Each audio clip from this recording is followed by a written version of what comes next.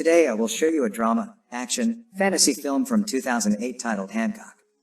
John Hancock is a drunkard. He lives his life like a bum. A boy wakes him up and points to TV, where a police chase is being broadcast.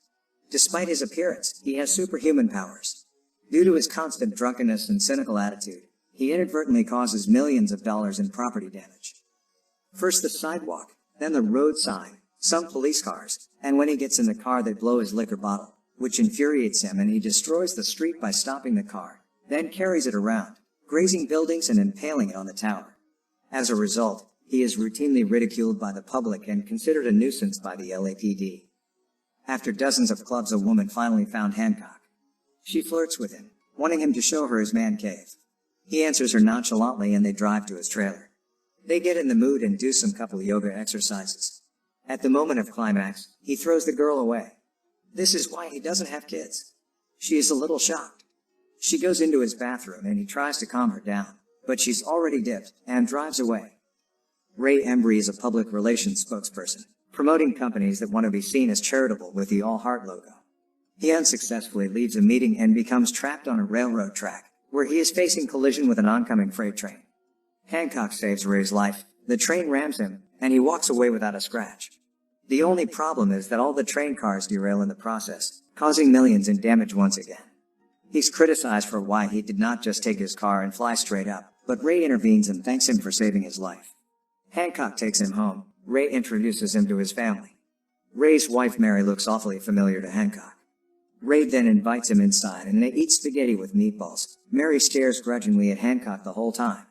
Later, Ray offers to improve Hancock's public image, but he is reluctant. Still, Ray manages to slip in his card. In the pair's bedroom, Mary speaks ill of Hancock. Ray defends him and is confused as to why she hates him so much when all Hancock wants is to be noticed, and Ray wants to help him achieve that. As Hancock listens on the roof, he feels like Ray might understand him. The next day, after thinking about it, he decides to give Ray a chance. He flies to his house and as usual he destroys the road. One of the kids calls him a butt crack, so he decides to confront him. "What's your name?" In his annoying French accent, he keeps telling Hancock he is a butt crack. "Call me butt crack one more time." Butt crack, and the kid goes flying. The other boys give Hancock some respect.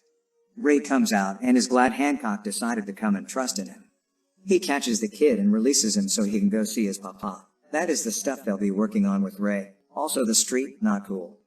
Ray then shows him some bad press. After putting out an apartment fire, he skipped a line with kids to get ice cream. Or Walter the big whale stuck on the beach. Along comes Hancock, and Walter goes flying. Ray's point is that Hancock is a butt crack. Ray understands he's lonely and wants people to accept him. As Ray tries to stop him from drinking, Mary comes back and turns on the news. There's a warrant out for Hancock's arrest, and he has not shown up to court. For some reason, Mary seems satisfied to hear this. After hearing the news, Ray comes up with a brilliant idea of Hancock turning himself in and showing LA how much the city actually needs him. Worst case scenario, he can just fly out of jail. Hancock gives a public speech. Some of the reporters berate him, but he just follows Ray's text and says he will attend alcoholic anger management therapy and promises he'll get better. Mary watches it on the news and feels guilty.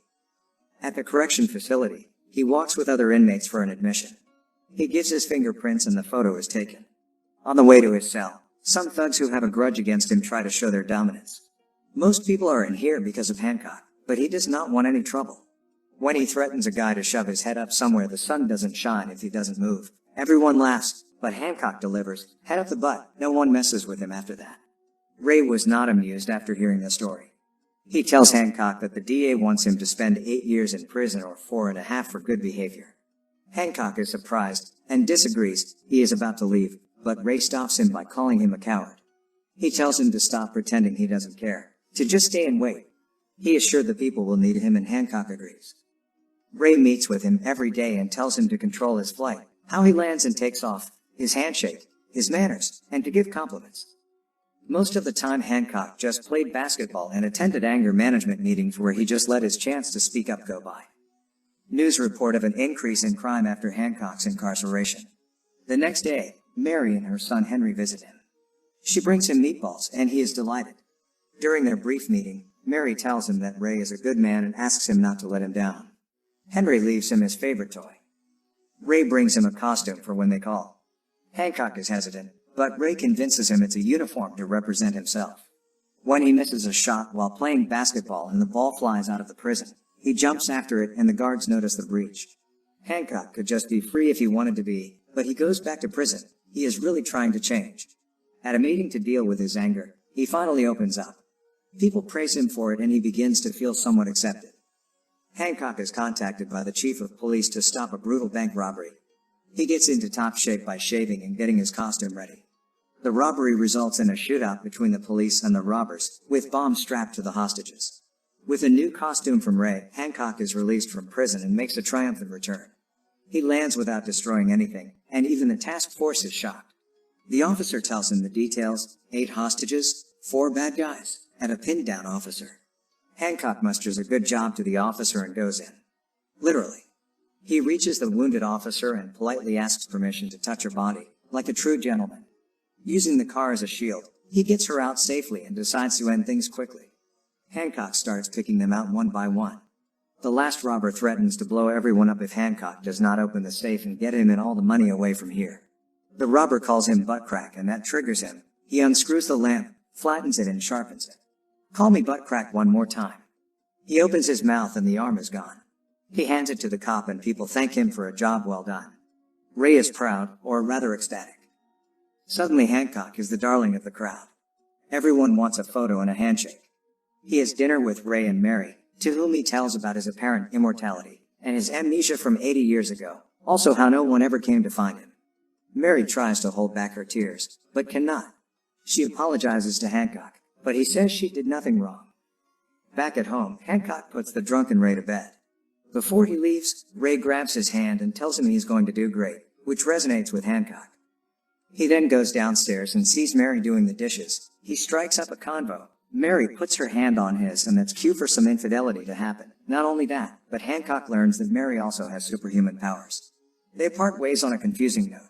In the morning, Ray is hungover and notices the damages caused to the house. Mary blames it on Hancock sneezing. She does everything in her power to play a powerless wife. Hancock arrives and when Ray gets a call, he tries to stab her. He hits her. He threatens to expose her unless she explains their origins. Later, Mary goes to see Hancock and looks like a different person. She tells him that they have been living with their powers for 3,000 years and were called gods and angels in their time. She also explains that they are the last of their kind and are destined to be paired. The temperature rises noticeably as the popcorn begins to pop. Mary does not tell Hancock the whole truth and Hancock heads off to tell Ray about the conversation. The exchange leads to a fight between Hancock and Mary, which takes them to downtown Los Angeles, causing significant destruction to the area. She tells him that she's been happy without him for the last 3,000 years, but Hancock does not remember her and calls her crazy. "Call me crazy one more time," he does. The weather starts to change and she slams the truck on him. Ray, who is downtown in a business meeting, is once again promoting his All Heart logo. Back to the pair, lightning strikes the ground and tornadoes are forming all around Hancock. 2 of them collide and destroy everything around them. Ray sees them and recognizes his wife using abilities like Hancock's. While Hancock is holding Mary, he apologizes to her for whatever he did. He doesn't remember, but he says she is the most beautiful thing he has ever seen. Ray sees all this and is in disbelief. Hancock meets Ray and Mary back at their house. Mary explains that Hancock is technically her husband, but that they separated before Ray was born. She explains that they were built in twos, and that they are drawn to each other over time in great distances. Later, when Hancock is at the liquor store, the news reports that the bank robber, now a pirate, has broken out of prison with some buddies. As he buys his bottles, which cost $91.10, the shopkeeper covers the zero to signal for help. Hancock intervenes in the robbery and is shot and wounded. He is bleeding. He is immediately taken to the hospital. When Mary visits him, she explains that 2 immortals who get physically close begin to lose their powers. Meanwhile, Ray is in an elevator with his son and the pirate. Mary also tells him that she and Hancock have been attacked many times as a couple throughout history, while describing where he got his wounds, most recently 80 years ago in an alley in Miami. During the attack, his skull was fractured, resulting in amnesia. To save his life, Mary abandoned him at the time so he could recover from his injuries. After her explanation, the hospital is raided by the bank-robbing pirate and several other criminals Hancock had encountered during his imprisonment. Mary is shot as she tries to defend Hancock, who manages to stop the 2 men with his bed. After laying Mary down, He throws one of the raiders out of the window and is further wounded while taking care of others. Hancock is overpowered by one of the men, but he grabs him by the balls and throws him out as well. Mary is being treated. The Hook tries to finish Hancock off by shooting him multiple times. Both Hancock and Mary are dying at this point. Ray comes to the rescue and now turns him into a double hook. He puts him out of commission. While Mary is dying, Hancock uses the last of his strength to flee from the hospital so she can heal through her powers. The further he goes, the more promising it looks, until he manages to bolt away with his supersonic speed and Mary wakes up. 1 month later, Mary tells Ray about all the personalities of different historical figures. Hancock calls Ray. He now lives in New York City and works there as a superhero. As a thank you to Ray, Hancock paints Ray's All Heart logo on the moon, promoting his cause worldwide. You're gonna change the world. The end. Thank you for watching.